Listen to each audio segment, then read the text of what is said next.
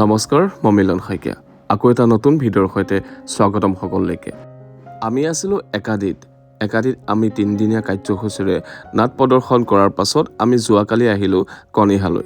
ৰঙিয়াৰ ওচৰতে থকা কণিহাত আমি 2 দিনীয়া কাৰ্যসূচীৰে নাট মঞ্চস্থ কৰিম। গতিকে যোৱাকালি আমি আহিলোঁ কণিহালৈ আৰু যোৱাকালি আহি আমাৰ প্ৰথম নিশাৰ নাটক মঞ্চস্থ কৰিলোঁ দৰাযাত্ৰী। আৰু আজি আমাৰ দ্বিতীয় তথা শেষ নিশা। আৰু আজি শেষ নিশাৰ আমাৰ নাটক হৈছে অভিজিৎ ভট্টাচাৰ্যদেৱৰ ৰচনা আৰু পৰিচালনাৰে আমি কৰি অহা প্ৰত্যেকটো পেণ্ডেলতে মানুহৰ অভূতপূৰ্ণ সঁহাৰি লাভ কৰা সেই বিশেষ নাটকখনেই হৈছে মানুহ নহয় প্ৰেমিক। আৰু আমি আহি পেণ্ডেল পাই গ'লোহি। আৰু এইফালেকে আপোনালোকে দেখিবলৈ পাইছে যে আমি আহি পোৱাৰ আগতেই পেণ্ডেল পুৰা ৰেডি, এতিয়া নাটক কৰিবহে লাগে। আহি ৰুম পালোহি। ৰুম পাই দেখিলোঁ হঠাৎ এই খুৰাজনে কিবা এটা কাটি আছিল। তাৰপিছত দেখিলোঁ দেখোন কলৰ মূঢ়া। এইটো কিয় কাৰণে ব্যৱহাৰ কৰে জানেনে? এইটো হৈছে খাৰ বনাবৰ কাৰণে ব্যৱহাৰ কৰে। আমাৰ ফালে কিন্তু এইটো ইউজ নকৰে। আমাৰ ফালে কলৰ যিটো বাকলিটো খাৰ বনাবলৈ ইউজ কৰে।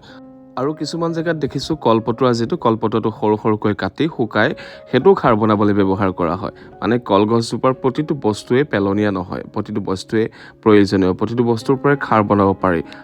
আপোনালোকৰ ফালে খাৰটো কলগছৰ মূঢ়াৰ পৰা বনায় নে কলৰ বাকলিৰ পৰা বনায় নে কলপতোৱাৰ পৰা বনায়?